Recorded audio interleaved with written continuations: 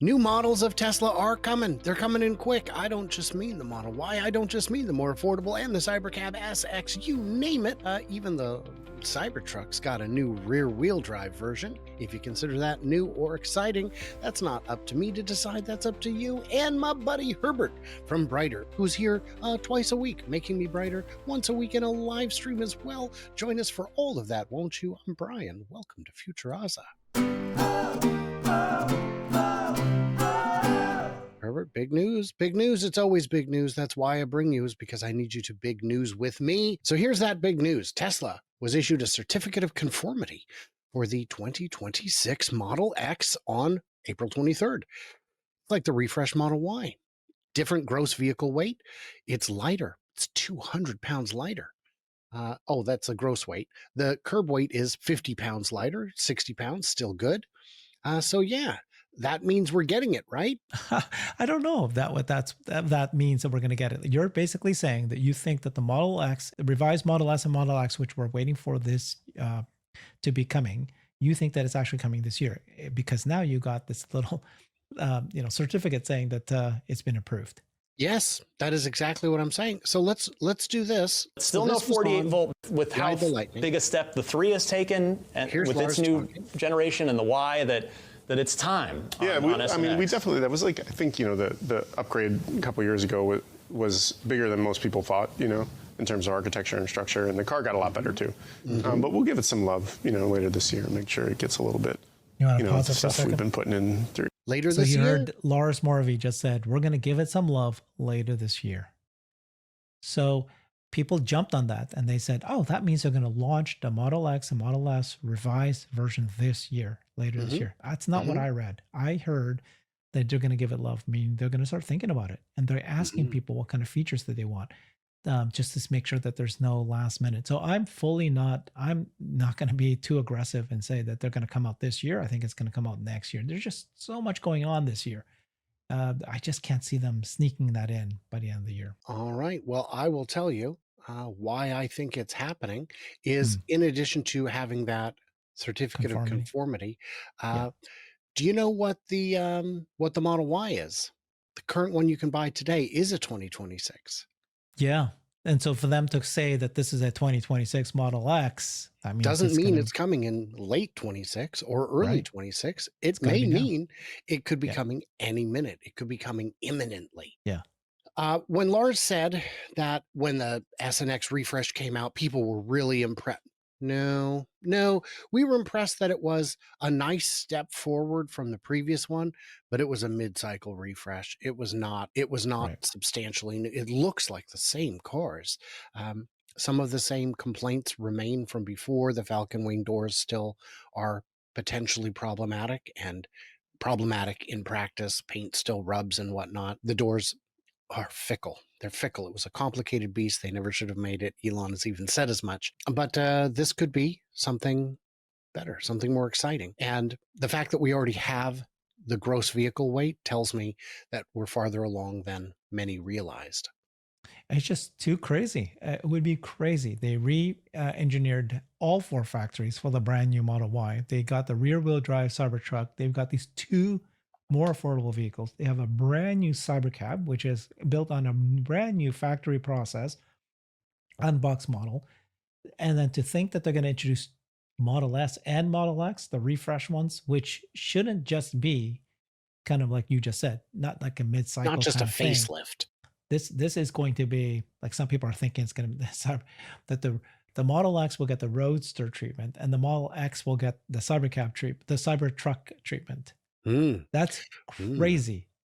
Yeah. Now, I can see why they might do that, which is, reuse of parts. That now that we know that we've heard that the Cybercab, as you know, and the more affordable vehicles, they're taking the Model Y platform and they're reusing that, right? So they're taking what they've learned already. So that when they retooled the factories for the Model Y, they did that also because that's how the new more affordable vehicles will take advantage of that. But for them to now do the S and X to redo those lines and then take advantage of some of the things that they've used for these other cars kind of makes sense, that part. But boy, that is just this is too much. I do not personally want them to be distracted. I find the S and X to be distractions personally. They're tiny Okay. little numbers, and I know that there's so much love for it. And here's Lars confirming that we love it. We love these cars. They're not going anywhere. So I get that. But personally, I think they're a distraction. I don't think we need them anymore. There was once a question of Elon, well, what is the team that's working on this doing? And he said, there is no team working on that.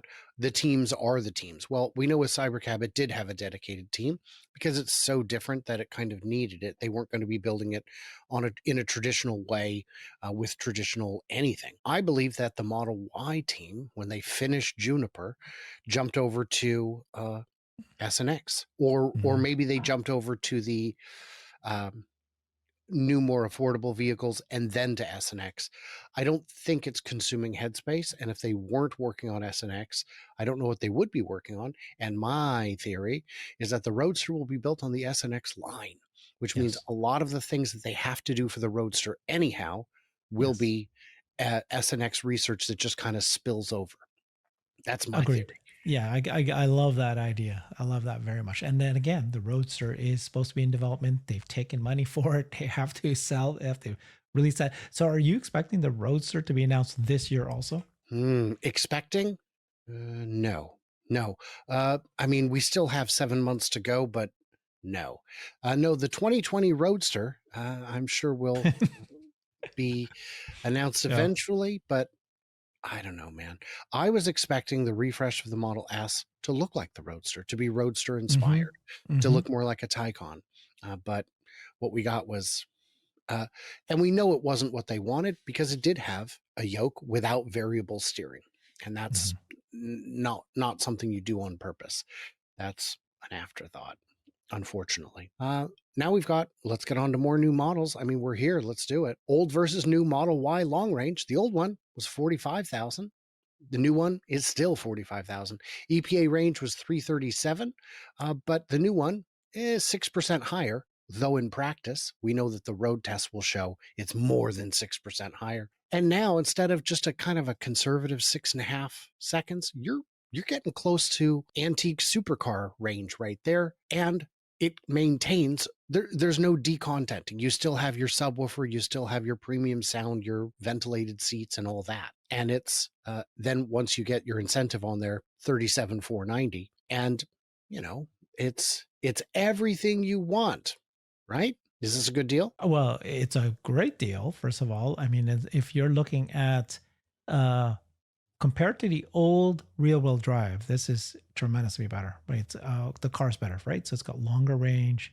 It's got everything new about the Model Y is there. I've heard that the stereo system is all better. So I think it's a much better car overall with a longer range, faster car. Same price point, but I think you're going to show as well. The issue is that the 1.99% financing only applies to the all-wheel drive, not the rear-wheel drive, and that's where so temporarily you need to be careful. So 1.99 versus 5.49, and by the way, 5.49 attractive. That's a good rate. It's not an insane rate like 2%, but as this animation shows, when you go out to 72 months, which a lot of folks do. If you're at 72 months, you're only saving $3 a month. So, but so if you put more than 4,000 down, if you finance shorter than 72 months, it's a better deal. And the shorter you finance, typically the better the interest rate you'll get. So you get a double whammy on savings there. But this is not a huge savings. But let's just say that no matter what, it is only $3. Can I tell you why I would still prefer this car? What? No. Okay, go. Absolutely. Go. I want more range. This has more range than the all-wheel drive. That's what do I care about more? The traction control is so spectacular on a Tesla as it is that I don't need more traction. I don't, and well, yes, but it's quicker off the line. 5.4 seconds. That's like, not that long ago, Corvette bragging speeds. That's a fast car. So I think, I would still, it's like if someone said, oh, you know what? I tell you what, I got this deal. You can get premium wheels, the bigger, cooler wheels for free. You want them? I'd say, no, I want the more efficient ones. I want Gotcha. So it just depends on your goal. Like, do you need all-wheel drive versus rear-wheel drive? If you are living in a hot place like Arizona, do you need all-wheel drive? You don't. Mhm. So why not just go with the rear-wheel drive, but then you get the 20 miles extra range. Yeah. Yeah. Save time, save money. It's, slightly more efficient. Probably get a bigger frunk. I would suspect. Uh, Now we'll go to this one. Uh, Bit of other interesting model news. Yeah. Our buddy Matthew Donegan Ryan says acceleration boost is out. Adds about 100 horses to the car. 0 to 60 drops from 4.6 to 4.2. How much is Probably it? the 2 grand? $2,000. Yes. Yeah. It is. Yeah, there it is. $2,000. Yeah. Is it worth It's it? for me, no. Mhm. I almost got it. I was going to get it for a video with my hot rod brother who wouldn't schedule. And by the time he was ready to schedule, I was going to spend referral points on it. I'd burnt Mhm. through enough referral points that I just used them to get more FSD and supercharger miles, and they're gone. Yeah. I would use this 2 or 3 times ever, maybe. I don't need to go real fast. And that's why I'm at 30,000 miles and still have a ton of tread left on my factory tires. Yeah. Because as much fun as it is to go real fast, I just don't Yeah. do it. It's not Exactly. safe. So reducing, 100 horsepower sounds great, It's a but lot. reducing it from 4.6 to 4.2, when do you use that? I live in a city, like you said, I don't really drive like that. And it might be fun to show off once in a while, worth 2 grand. A lot of people love this acceleration boost. And I don't know if it translates to resale value, which I doubt it. It doesn't. I Very checked. much. That's See, not even a box you can check to get your trade yeah, in values. And yeah, Tesla, if you're trading it into Tesla, they're certainly not giving you anything for it because all of the cars either do or don't. It's yeah. Schrodinger's acceleration boost. It doesn't matter. And if anything, when you're looking to buy one secondhand, unless your purpose is to race, I would almost prefer that the previous driver didn't have acceleration boost because then I know that the car wasn't driven quite as hard.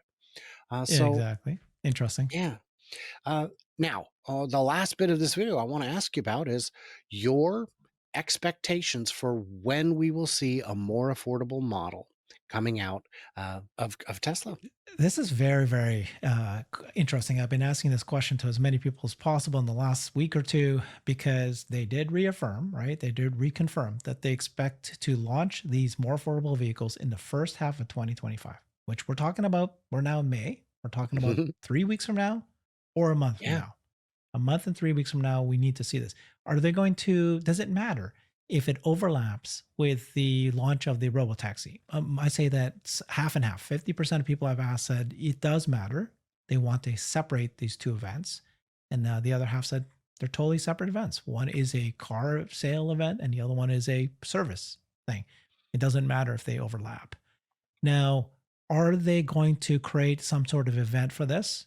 Or they're just say it. It's available, just like they did with the new rear-wheel drive Tesla. They just showed it and said, hey, it's here. Here's a tweet. It's available. Go buy it. I think that they need to do a real event. This is a big deal. We're talking about a more affordable vehicle. The move from $40,000 to $30,000 to any move from below 30,000 is such a big deal because it opens up the TAM. It's completely new market. You need to announce this. You need to do fanfare. You need to bring in your investors and your community to come in here. I think it deserves a big event, but we haven't heard it. So initially we all thought that they were going to do a shareholder event in June, that proxy should have dropped last week, but they didn't, which means that they haven't announced which means if the proxy didn't drop last week, that means that they're going to move the shareholder meeting instead of June. Something big is coming. And so they moved it. And so now that's not the event. We all thought it was going to be that event that they're going to do both, right? New vehicles plus the robotaxi. Now that's not happening. So I don't know. I think it's going to happen by the end of June, which is a month and a half from now. I don't see any reasons why that's delayed.